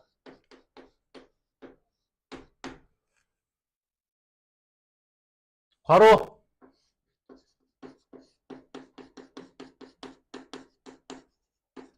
좌표축은 필요할 때만. 좌표축을 그릴지 말지는 그때그때 문제 보고 굳이 안 그려도 돼. 안 그려도 돼. 2번 x의 범위를 체크해라. 끝이야.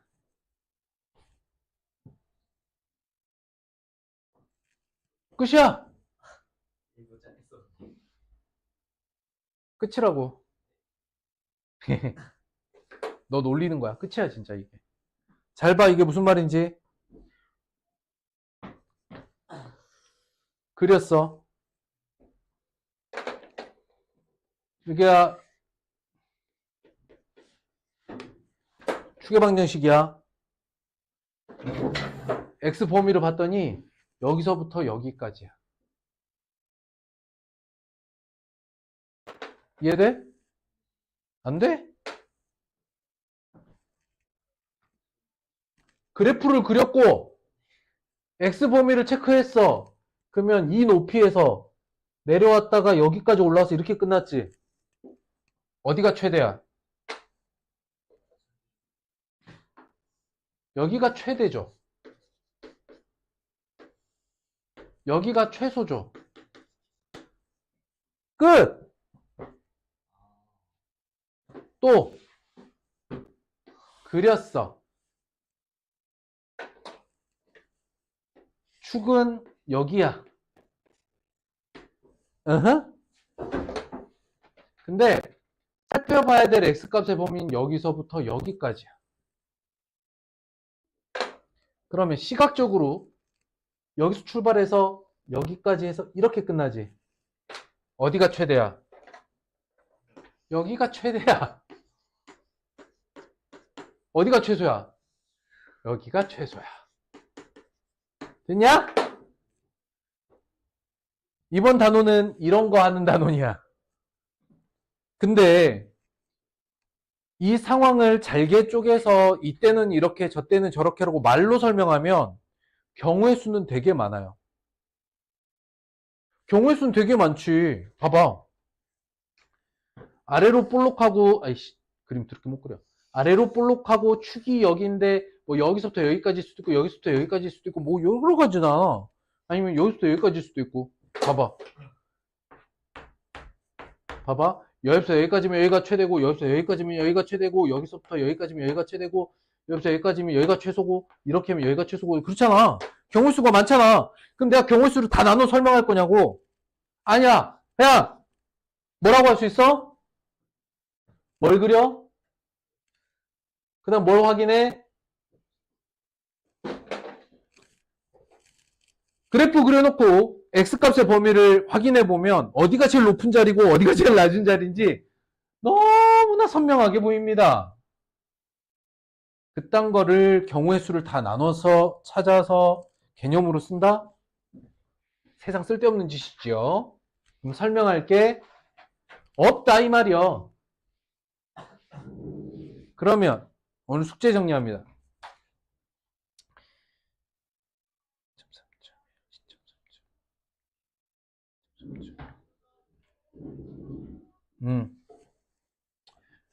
자, 개념 숙제 아까 썼던 거 2차 방정식 오케이?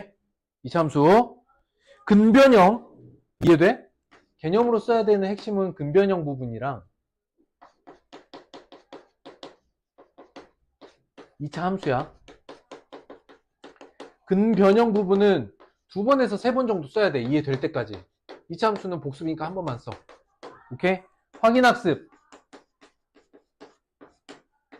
2.2.2까지는 끝내세요. 그 다음에 필수예제.